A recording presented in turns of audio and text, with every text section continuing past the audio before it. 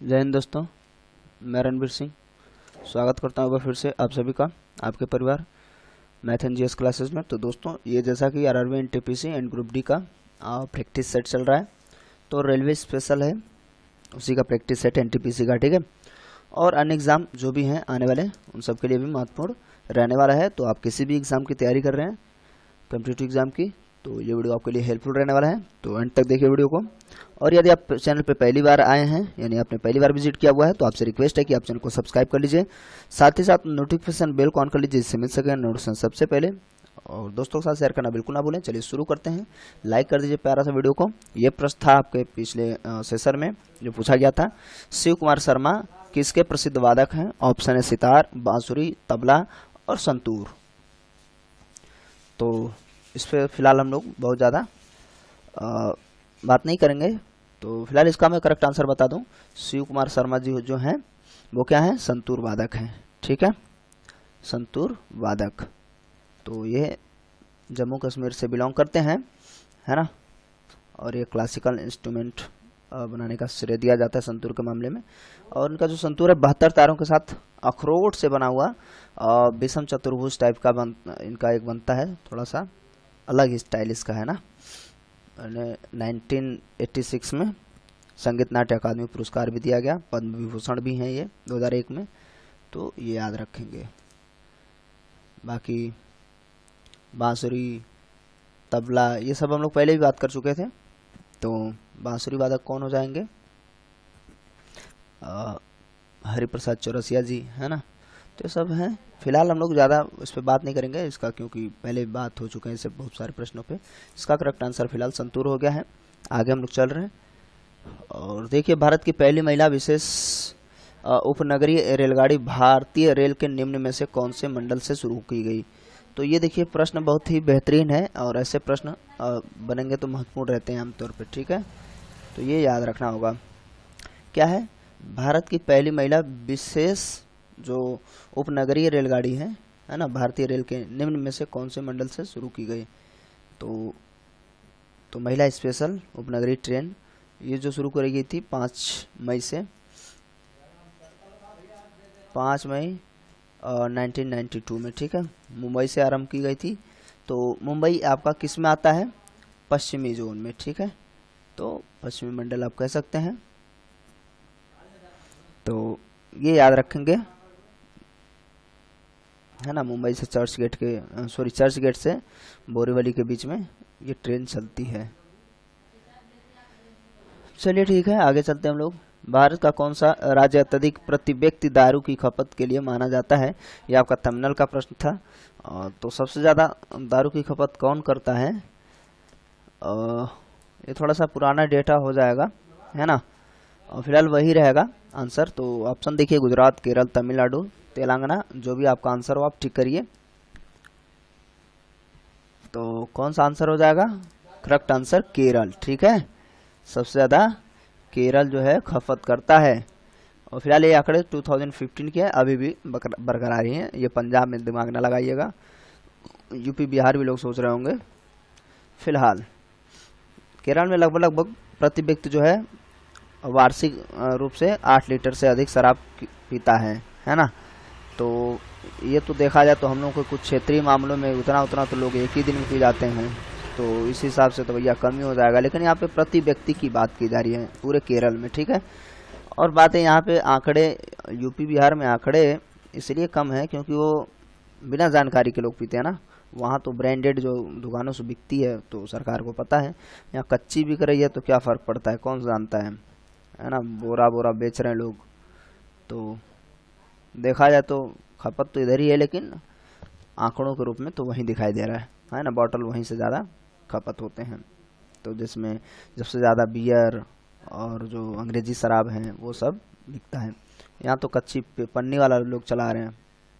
UP Bihar की बात कर रहा हूँ मैं। चलिए आगे चलते हैं हम लोग। निम्न में से किस दिन विश्व पृथ्वी दिवस मनाया जाता है? तो विश्व पृथ्वी दिवस किस दिन मनाया जाता है? ऑप्शन है 20 अप्रैल, 21 अप्रैल, 22 अप्रैल, 23 अप्रैल। तो आप अपना करेक्ट आंसर चुनिए। तो इसका करेक्ट आंसर हो जाएगा 22 अप्रैल, ठीक है। इसका 22 अप्रैल जो हो जाएगा करेक्ट आंसर हो जाएगा। 1970 में पहली बार मनाया गया था, ठीक है, विश्व पृथ्वी दिवस। और अब जो है लगभग 200 के आसपास, यानी 192 से अधिक देश मनाते हैं इसे हर वर्ष 22 अप्रैल को ही, ठीक है।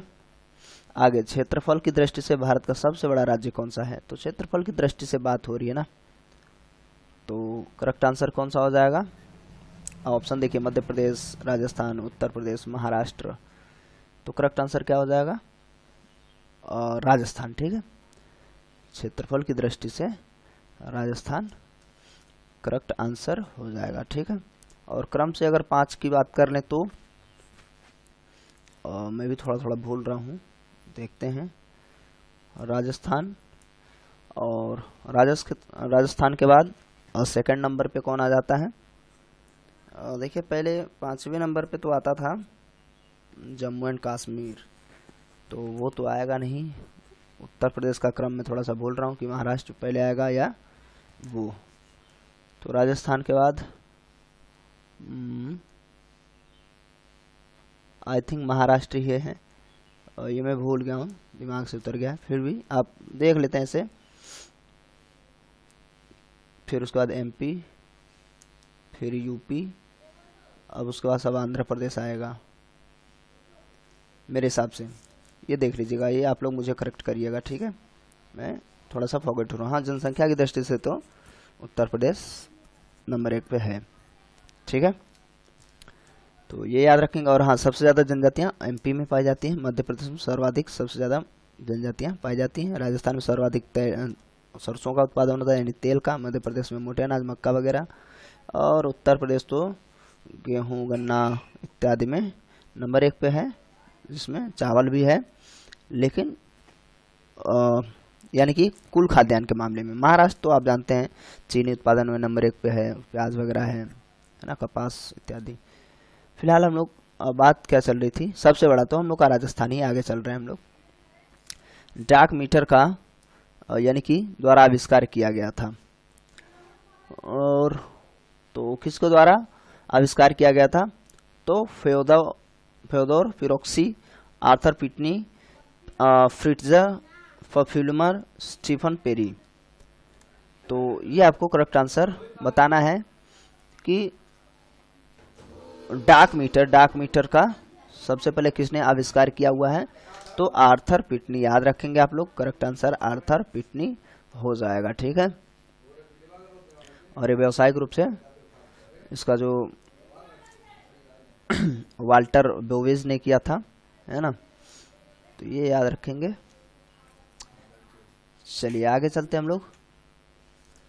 रिंगवर्म नामक बीमारी किसके कारण होता है?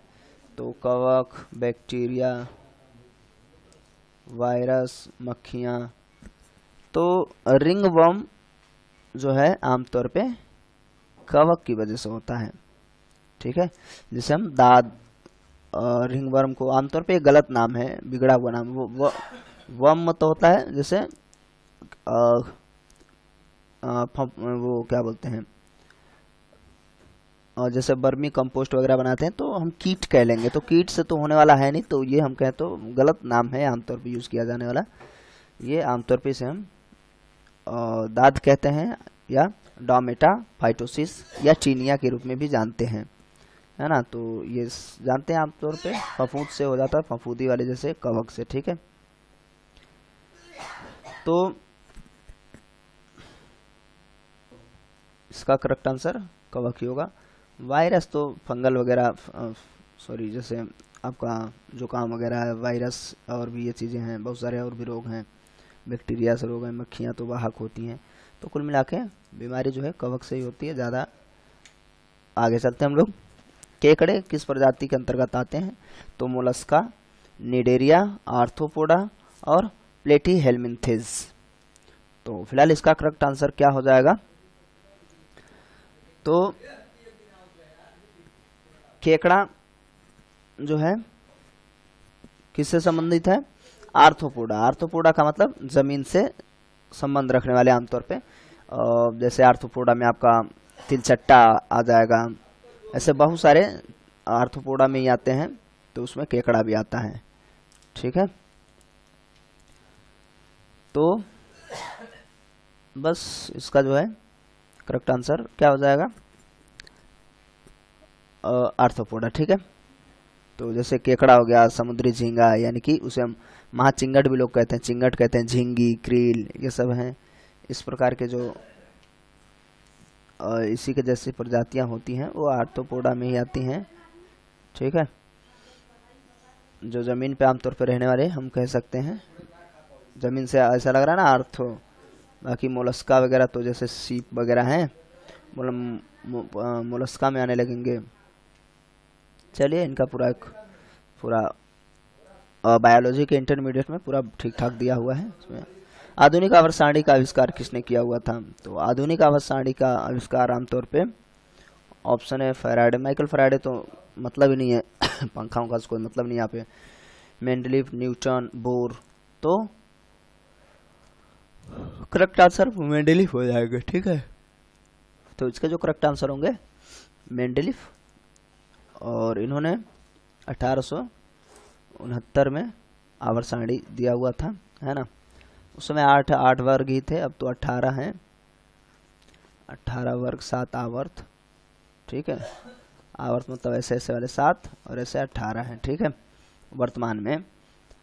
और बहुत सारे लोगों ने उस पर काम किया है, जिसमें डोबेराइनर का त्रिक सिद्धांत, न्यूलैंडस का अष्टक सिद्धांत, है ना, सारेगामा पधनिसा, ये वाले, और भी बहुत सारे लोगों ने प्रयास किया हुआ है। तो सबसे बेहतर तरीके से मेंडलीफ ने लाया था, और बहुत सारी इसमें कमियां भी थी, जैसे अक्रिय गैस, ये सब इन लोगों के लिए जगह वगैरह नहीं थे, बहुत सारे स्थान भी छोड़े गए, तो बड़ा फ़ायदा भी हुआ। तो उसमें पूछ लिया जाता है कि कौन से क्या क्या कमियां थी और क्या उसके फ़ायदे थे, तो वो पूछा जाता है। तो डिटेल्स की बात है, उससे हमें ज़्यादा कोई मतलब नहीं रखना है। और अगर हम बात करें तो 1895, यानी हम 1830 से बात करें तो 1830 से लेकर के यानी कि 95 के बीच में एक जैसे थे लाम्बेयर मेयर। ठीक है, सो लाम्बेयर क्या लोथर थे, हाँ लोथर मेयर करके थे, उन्होंने काम किया हुआ था। तो आमतौर पे हम उन्हें भी आधुनिक आवर्त का मान लेंगे। ठीक है, तो अब इस समय कितने हैं? 118 तत्व हैं, ये याद रख लीजिएगा। पूछता न्यूटन तो सब कुछ है विज्ञान में, है ना, ग्रेविटी, हर चीज़। माइकल फैराडे विद्युत पंखा वगैरह, परमाणु मॉडल बोर ने दिया था।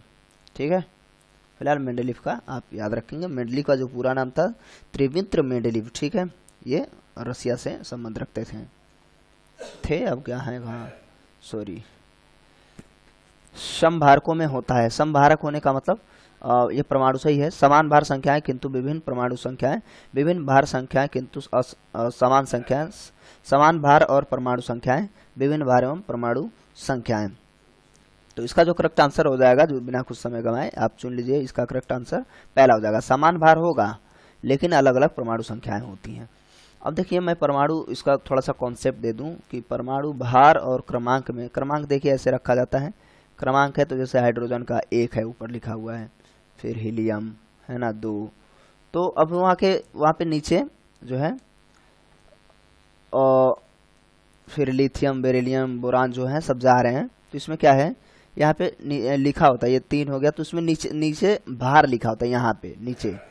तो आमतौर पे रटने का कोई ज़्यादा उसमें वो नहीं है। आप क्या करिए, जो क्रमांक है उससे 2 से गुणा कराइए, थोड़ा सा लगभग वो ज़्यादा होगा तो पॉइंट में ऐसे करके। ठीक है, तो हमेशा ऐसा वो भार होते हैं और क्रमांक अलग अलग होते हैं। तो समान जो परमाणु समान भार संख्याएं किंतु विभिन्न परमाणु संख्याएं तो समभारक कहलाते हैं। बस इतना ही है। प्रसिद्ध बृहदेश्वर मंदिर कहाँ पर स्थित है? तो ये कहाँ पर स्थित है? ऑप्शन है मदुरई, तंजावुर, कांचीपुरम, रामेश्वरम। तो इसका जो करेक्ट आंसर हो जाएगा वो क्या हो जाएगा? तंजावुरम। ठीक है, तंजावुर यानी कि ये तमिलनाडु में है, तमिलनाडु के तंजावुर में बृहदेश्वर मंदिर है। ठीक है, तो ये याद रखेंगे आप लोग, ऐसे मंदिर से आ रहा है ना, और ये भगवान शिव को समर्पित है ना। और ये चोलों के समय बनाया गया था, राजा चोल के समय, चोल जो हुआ करते थे उनके समय निर्माण कराया गया था, लगभग 10-10 के आसपास में। 10-10, ठीक है। 10-10 क्या है ये, और ईस्वी होगा, ईसा पूर्व नहीं होगा, क्योंकि ये मिडल भारत की ही बात है। उस समय मध्यकालीन में ये चीज़ें चला करती, चोल वगैरह सब मध्यकाल में ही थे, है ना।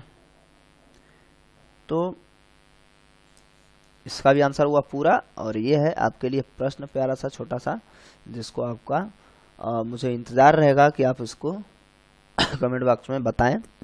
तो मैग्नीफेरा इंडिका किसका वैज्ञानिक नाम है? अमरूद, आम, आंवला, कटहल, एक ABC या 1 2 3 करके भी कमेंट बॉक्स में आप आंसर दे सकते हैं। जुड़े रहिए, है ना, प्रैक्टिस सेट बहुत ज़रूरी है। और आप लोग कमेंट करिए, मुझे मोटिवेट रखिए, मैं ज़्यादा से ज़्यादा काम कर सकूं और आपको लगातार प्रैक्टिस सेट मिलते रहें, रीजनिंग के भी और मैथ्स प्लस GS तो चल ही रहा है, ठीक है। और प्रैक्टिस सेट में प्लेलिस्ट जो है बना हुआ है, तो प्रैक्टिस सेट सबका चल ही रहा है, तो आप देख लेंगे। और ज़्यादा से ज़्यादा दोस्तों के साथ शेयर करिए और लाइक करिए, कमेंट करिए, मुझे थोड़ा सा मोटिवेशन प्राप्त होगा, है ना, कि मैं कुछ कर सकूं। और नहीं तो आमतौर पे बड़ा दिक्कत होने लगती है कि क्या किया जाए, ठीक है। तो आप बताएंगे कैसा लगा वीडियो कमेंट करके, ठीक है। और वीडियो थोड़ा सा भी हेल्पफुल लगा हो तो अभी भी आपने अगर वीडियो को लाइक नहीं किया तो कर लीजिए, साथ साथ चैनल को सब्सक्राइब तो कर ही लिए होंगे। तो बस ठीक है, मिलते हैं अगले वीडियो में, तब तक के लिए नमस्कार, जय हिंद, जय भारत।